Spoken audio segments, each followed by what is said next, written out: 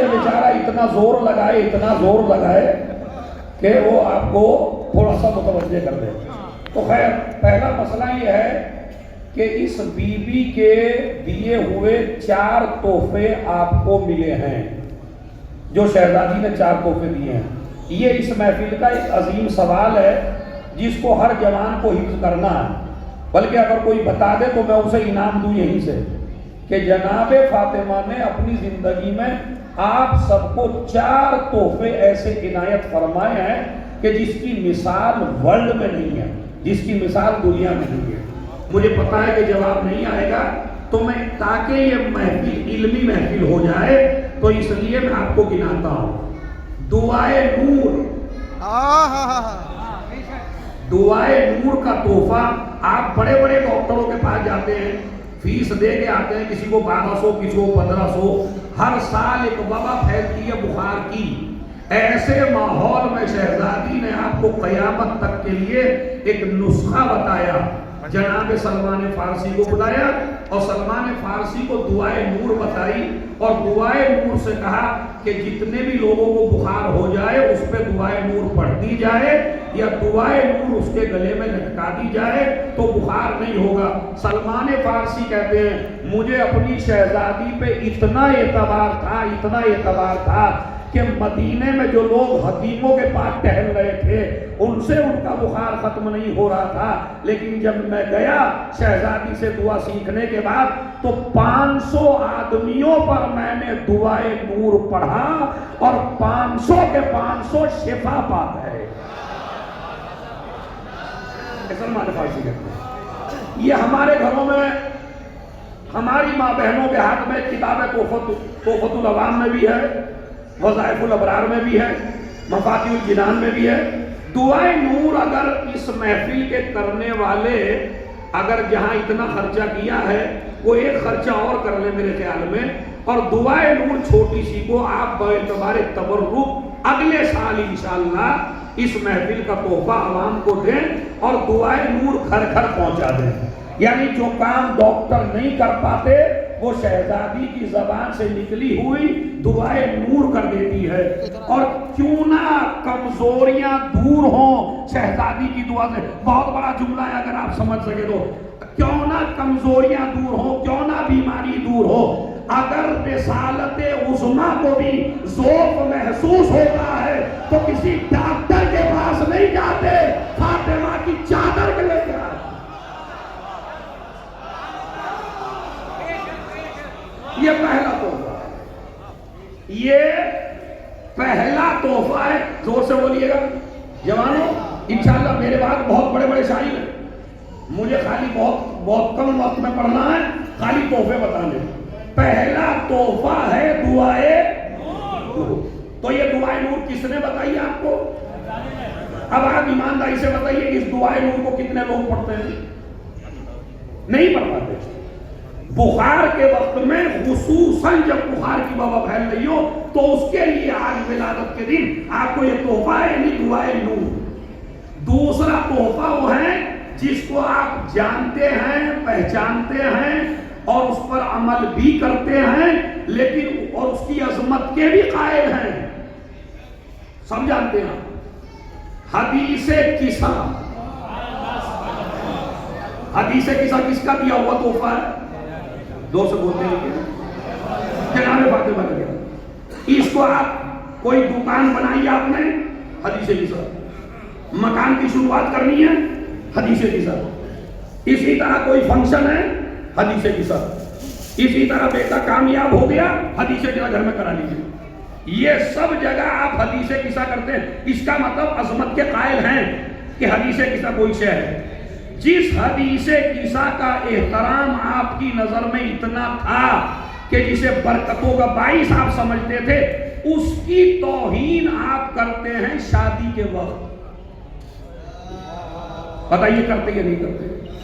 شادی کے وقت میں حدیث سب سے زیادہ اگر کسی شے کی توہین ہے تو حدیث قصہ کی. اس لیے کہ جب کھانا دیکھیں کھانے پہ مجمع ہر جگہ ہوتا ہے. 1 منٹ تو آپ نے میری اسی لیے کم کر دی، جب میں داخل ہوا یہاں محفل کے لیے تو ابھی کھانا کھلا نہیں ہے، ابھی شروع نہیں ہے، لیکن مجمع کھانے کے بعد زیادہ تھا، حال میں کم تھا. اس لیے دو تبرک ملتے ہیں، ایک تو روح کا تبرک ہے جو آپ لے رہے ہیں، اور ایک جسم کا تبرک ہے جو آپ کو محفل کے بعد ملے گا. لیکن ہمارا مجمع جسمانی تبرک پہ بہت زیادہ عقیدت بھی رکھتا ہے اور بہت زیادہ اس کے قریب بھی رہتا ہے. حالانکہ محفل کا مقصد وہ نہیں تھا، وہ تبرک آپ کو بلانے کے لیے تھا، اصل مقصد نہیں تھا. ارے اگر ذوالعشیرہ میں بغیر کھائے آ جاتے، مگر جب نبی کے بلانے پہ بھی نہ آئے بغیر کھائے، تو ہمارے اور آپ کے بلانے میں بھائی کوئی کیا آئے گا. اس لیے یہ بھی ضروری ہے. تو خیر اب تو اس وقت مجمع یہاں زیادہ ہے، وہاں کم ہوگا، لیکن پہلے الٹا تھا. اب ذرا حدیث قصہ کی پہلا میسج آج کی محفل کا ہے، برائے کرم یا تو شادیوں میں حدیث قصہ بند کر دیجئے، یا کریے تو سلیقے سے کریے، تاکہ جو قوم تمہاری شادیوں میں آئی، یہودی آئے، عیسائی آئے، ہندو آئے، سردار آئے، ان کو بھی تو پتا چلے حدیث قصہ کیا ہے. اپنے مجمع میں بیٹھ کے حدیث قصہ پڑھنا کمال نہیں ہے. کمال یہ ہے کہ ان کو عظمت بتاؤ شہزادی کونین کی. اور اب حدیث پورا شادی میں سب سے زیادہ مجمع اگر کہیں ہونا چاہیے تو ہونا چاہیے حدیث قصہ میں. یعنی آپ کھانا بھی شروع نہ کریں، آپ شادی میں کسی سے بھی ملنا بھی شروع نہ کریں، ایک حال بنائیے شادی میں اور اس میں حدیث قصہ کریے اور سارے مجمع کو وہاں بلائیے. جب یہ مجمع صلوات پڑھے گا اور اس صلوات کی گونج آسمان تک جائے گی تو خدا کی قسم آسمان کے فرشتے بھی عبادت میں شامل ہو جائیں گے، اور زمین پہ اتنا نور پھیلے گا، اتنا نور پھیلے گا، نہ یہ بچی پریشان ہوگی، نہ اس بچی کو کبھی طلاق ہوگی. اس لیے کہ گھر اس کا اجڑتا ہے جس کے دل میں زہرا کا احترام نہ ہو. زہرا کا احترام، یہ دوسری چیز ہے حدیث قصہ. تیسری چیز جو بی بی کا دیا ہوا تحفہ آپ کو ہے وہ ہے تسبیح فاطمہ. یہ چوتھی تیسری چیز ہے تسبیح فاطمہ. تسبیح فاطمہ کا فائدہ سن لیجیے. روایت میں موجود ہے جب قبر میں اندھیرا ہو جائے گا تو کوئی چیز ایسی نہیں ہوگی جو قبر میں روشنی پھیلائے، لیکن جو بندہ ہاتھوں پہ تسبیح زہرا پڑھتا تھا. آپ نے دیکھا جہاز والے اعلان کرتے ہیں کہ اگر لائٹ بند ہو جائے تو یہ جو لائن ہے یہاں سے نور نکلے گا.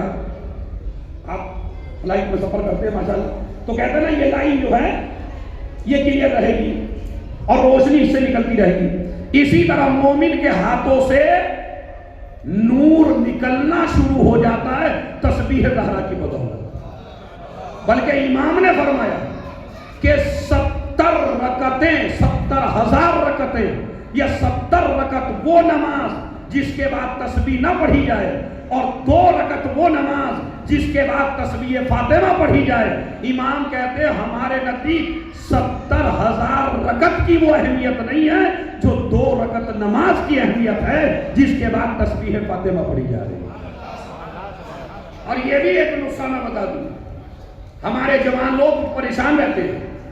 مولانا اقتصاد کمزور ہے، مولانا بیٹیوں کی شادی نہیں ہوتی، مولانا گھر میں برکت نہیں آتی، مولانا خاندان کا خاندان پریشان ہے، کوئی تعویذ کر دیجئے، کوئی گڈھا کر دیجئے.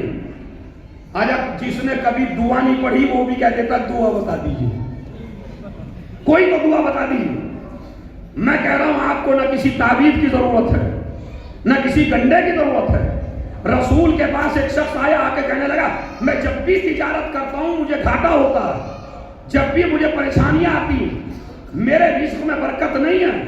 تو رسول نے فرمایا رات میں سونے سے پہلے تسبیح فاطمہ پڑھ کے سو جایا کر. تسبیح پڑھنا تیرا کام ہے، تجھے غنی بنانا خدا کا کام. تو تسبیح فاطمہ یہ تیسرا تحفہ ہے جس کے لیے روایات موجود ہے، نمازوں کا وزن بڑھتا ہے. اور تسبیح کے لیے میں نے دھولڑی میں کو شروع کرا دیا تھا، یہاں محفل میں دھولڑی کے نہیں ہے، خالی سب جگہ. یہ ہر نماز کے بعد جو تسبیح فاطمہ آپ پڑھتے ہیں، ادھر کا سلام پڑھا، السلام علیکم ایھا النبی ورحمۃ اللہ وبرکاتہ، السلام علینا وعلی عباد اللہ الصالحین، السلام علیکم ورحمۃ اللہ وبرکاتہ، اللہ اکبر اللہ اکبر اللہ اکبر۔ آدھے ادھر مڑ گئے مصافحہ کرنے، آدھے ادھر مڑ گئے۔ یہ کسی معصوم کا حکم نہیں ہے، یہ یاد رکھیے، یہ کسی معصوم کا فرمان نہیں ہے، یہ کسی معصوم کی حدیث نہیں ہے۔ اور اگر آپ یہ سوچ کے کریں کہ یہ امام نے فرمایا ہے کہ نماز کے بعد ادھر ادھر کر کے ہاتھ ملاؤ، تو یہ امام پہ الزام ہے آپ کا۔ یعنی ہو سکتا ہے ایسا سوچنے سے آپ کا روزہ بھی باطل ہو جائے، ہوگا یقیناً، اور یہ بھی ہو سکتا ہے کہ آپ بہت بڑے گنہگار بن جائیں، اس لیے کہ امام نے اس کا الٹا فرمایا۔ امام فرماتے ہیں جس حالت میں آپ نے سلام پڑھا، سنیے، جس حالت میں آپ نے سلام پڑھا، یعنی ایسے بیٹھ کے، تو اللہ اکبر اللہ اکبر اللہ اکبر، فوراً بس ایک آیت پڑھنے کی پرمیشن ہے، ان اللہ وملائکتہ یصلون علی النبی یا ایھا الذین آمنوا صلوا علیہ وسلموا تسلیما۔ اللہم صلی اللہ بس یہ آیت پڑھنے کی پرمیشن ہے آپ کو، ادھر ادھر دیکھنا بھی نہیں، ہلنا بھی نہیں۔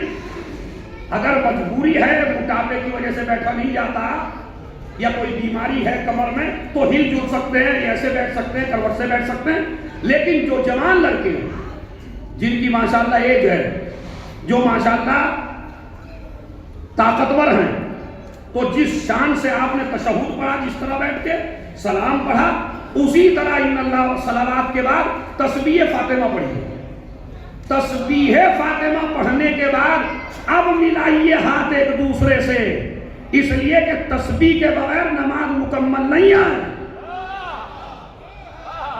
نماز مکمل ہوتی ہے تسبیح فاطمہ کے بعد۔ جس طرح دیکھیے، دو چیزیں ہیں، ایک ہے ولایت علی، ایک ہے تسبیح فاطمہ۔ ولایت علی کے بغیر نماز قبول نہیں ہوتی، تسبیح فاطمہ کے بغیر نماز کا درجہ نہیں بڑھتا۔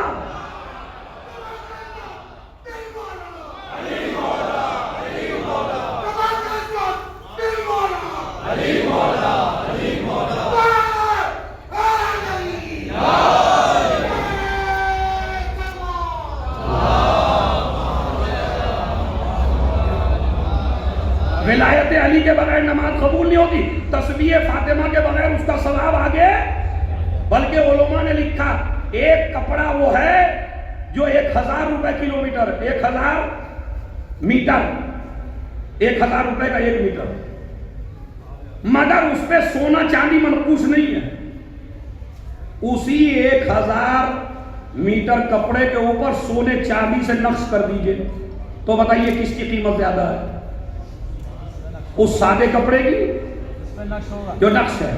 بس علماء نے کہا یہی فرق ہے، نماز بغیر تسبیح کے سادے کپڑے کی مانند ہے، اور نماز تسبیح کے ساتھ ایسے ہے جیسے سونے چاندی سے نقش کر دیا ہو۔ وہ تسبیح فاطمہ، غور سے سنیے، یہ تسبیح فاطمہ یعنی نماز کا وزن بڑھانے کے لیے یہ ایک تحفہ ہے، کس کی طرف سے؟ جناب۔ اس کے بعد بی بی جناب حمزہ کی قبر پہ گئی، اور جناب حمزہ کی، میری تقریر کا سب سے قیمتی جملہ، بلکہ ایک سال تک یاد رہے گا، اور بغل میں کسی کا ہاتھ بھی نہیں رہ پائے گا اگر سمجھ گئے تو۔ بی بی نے جناب حمزہ کی قبر سے تسبیح بنائی، سب سے پہلی تسبیح بنی جناب حمزہ کی قبر سے۔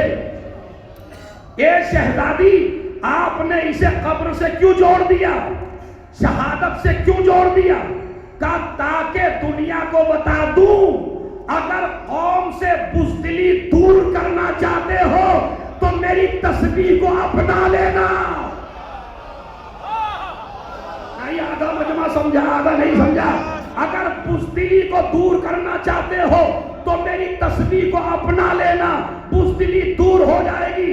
یقین نہیں آتا تو دیکھ لیجئے، جب بنی اسلامی حکومتیں گھر پر بیٹھی ہوئی ہیں مگر جس کے ہاتھ میں تسبیح ہے.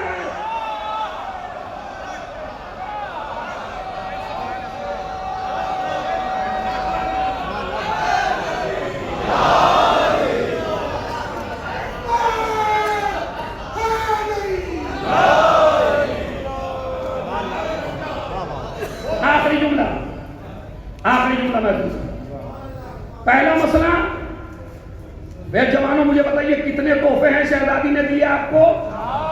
پہلا، دوسرا، تیسرا، چوتھا ہدیہ سن لیجیے. بلکہ اس میں تو جتنے بھی موبائل ہیں اگر وہ سب سیو کر لیں اسے. ہمارا مجلس میں مسجد میں آنا جانا کنٹینیو ہے. جاتے یا نہیں جاتے؟ دیکھیں جو نہیں بھی جاتا وہ بھی کہے گا جاتے ہیں. مجبوری جو ہے بھائی، پرابلم ہے. گھر آدمی کا مسجد میں جاتے ہیں نہیں جاتے؟ ارے کسی دن نہیں جاتے تو عیدگاہ میں تو جاتے ہی ہوں گے. مسجد میں جاتے ہیں. مسجد میں جانے کا کیا طریقہ ہے؟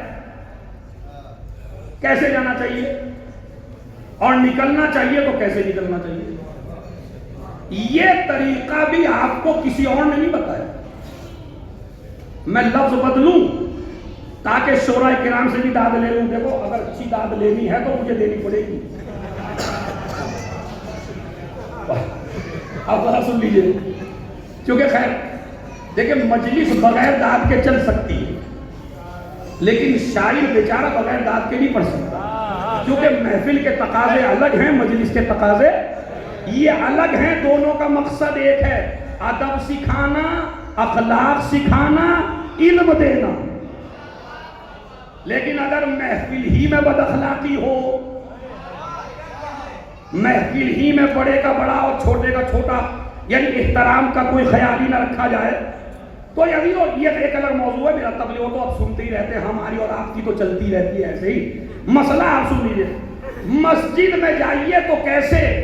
یہ کسی صحابی نے نہیں بتایا، یہ کسی نبی کی زوجہ نے نہیں بتایا، یہ کسی ملا نے نہیں بتایا، یہ کسی دیوبندی نے نہیں بتایا، یہ کسی بریلوی نے نہیں بتایا.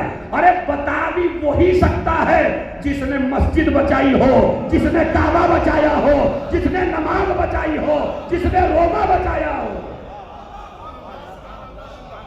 بتائے گا بھی تو وہی. شہزادی فرماتی اسے ہر آدمی موبائل میں سیو کر لے اور اس دعا کو یاد کر لے، اور جب مسجد میں انٹر ہوں اور مسجد کی اہمیت کو بتانے کے لیے ان کے شوہر کی ایک حدیث، اس لیے کہ ہر محفل نامکمل ہے جب تک علی کا نام نہ آئے.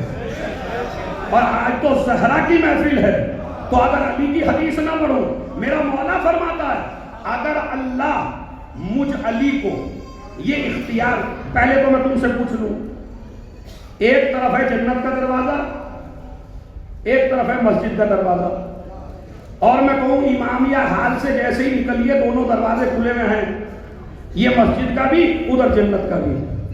ان میں سے ایک میں چلے جاؤ، کون سے میں جاؤ گے؟ نہ دل سے بات نہیں کہی گئی.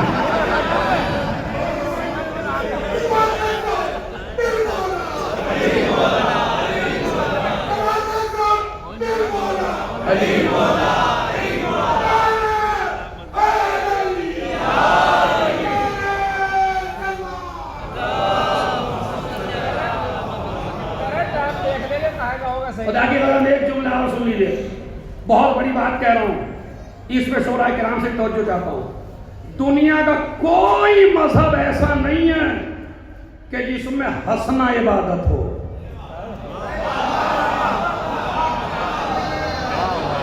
آل محمد کی محفل میں ہنسنا بھی عبادت ہے.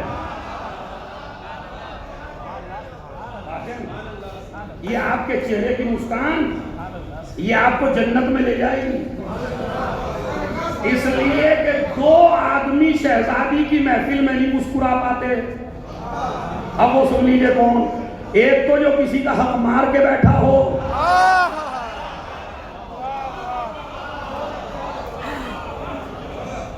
اور ایک وہ اپنے مطلب کرتاس بھائی کے مزاج کا جملہ ہے، ایک وہ جسے تبرے سے کھلبلی ہو. خدا کی قسم ہمارے یہاں بھی بعض ایسے وائز اور مجلس پڑھنے والے اور نصیحت کرنے والے ہیں کہ یہ ان لوگوں کو بھی مقدس بنا دیتے اگر فاطمہ دربار میں آ کے نقاب نہ اڑتی.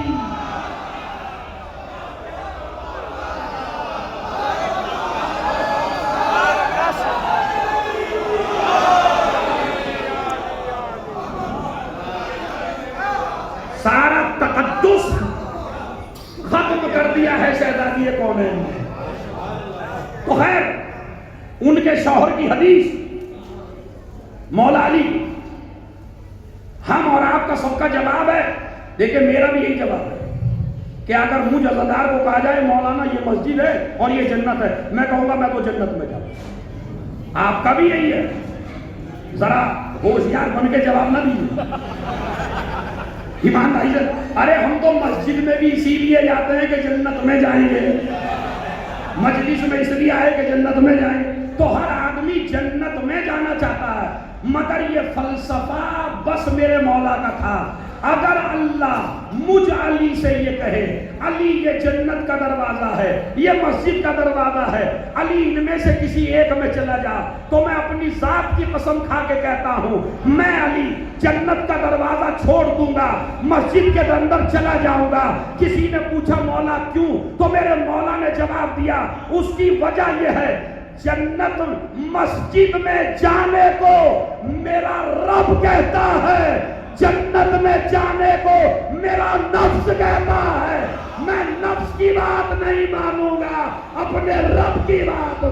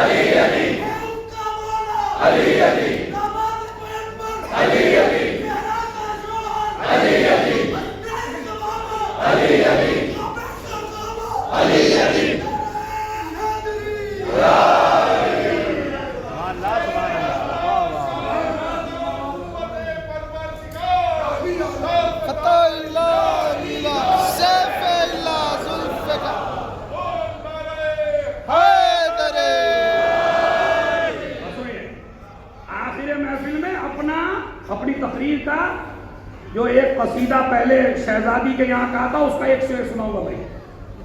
پہلے سنیے. تو مسجد میں جانے کا طریقہ، مسجد میں انٹر ہونے کا طریقہ، اسے سیو کریے. بسم اللہ الرحمن الرحیم.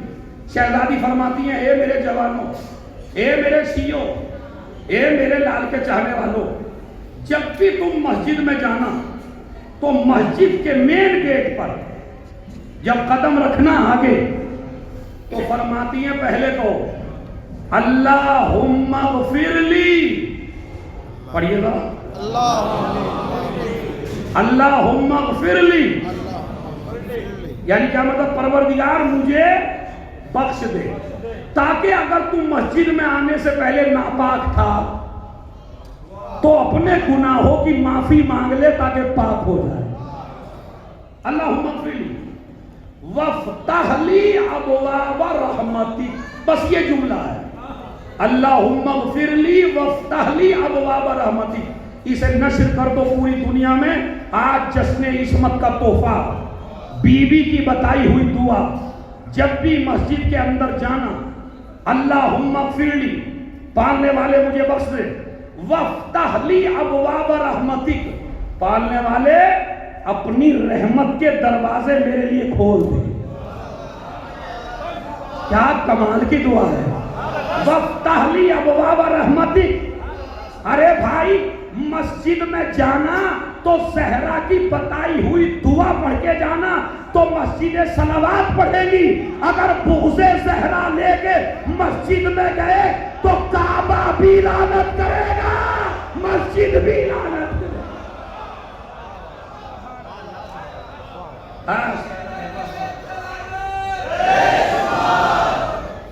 اللہم اغفر لی وافتح لی ابواب رحمتی. پالنے والے میرے لیے اپنی رحمت کے دروازے کھول دے. یہ انٹر ہونے کی دعا ہے. جب بھی مسجد میں جانا مجھے بھی یاد رکھنا, بیوی کی حدیث کو یاد رکھنا. اس کے بعد مسجد سے نکلنا, بلکہ مجھے گزارش ہے اگر یہ کوئی نیک کام کر سکتا ہو تو جہاں جہاں آپ کی مسجد میں آپ کچھ کر سکتے ہیں, مثلا امامیہ حل کے دروازے پہ لکھ کے ایک دروازے پہ داخل ہونے کی دعا, ایک دروازے پہ خارج ہونے کی دعا. ہر مسجد میں ایسا ہی لکھ کے لگا سکتے ہیں. عربوں میں جو مساجد ہیں وہاں پہ یہ لکھا ہوا ہے اللہم اغفر لی وافتح لی ابواب رحمتی. اب جب نکلیے اللہم اغفر لی وافتح لی ابواب فضلک, پالنے والے مجھے بخش دے اور میرے لیے اپنے فضل کے دروازے کھول. اگر عربی کے فضل کا پتہ ہونا, عدل الگ ہے فضل الگ ہے. عدل کہتے ہیں اتنا دینا جتنے کے حقدار ہو, فضل کہتے ہیں جس کی کوئی انتہا نہ ہو. پروردگار جاتے ہوئے رحمت کے دروازے کھول دے, نکلتے وقت کہیں گے فضل کے دروازے کھول دے. یہاں تک میری تقریر ختم ہوئی. 4 چیزیں بی بی کہہ دیا, حدیث قصہ, تسبیح فاطمہ, دعائیں, مسجد میں جانے اور آنے کی. اب ایک شعر سن لیجیے, بڑے مناظرے کا شعر ہے. امام زمانہ آئیں گے, میرا شعر ہے اپنا خود کا, قصیدے میں سے خالی ایک شعر سنا رہا ہوں, مگر شعر کی لطافت اگر رہی تو ذائقہ قبر تک رہے گا. 1 سال تک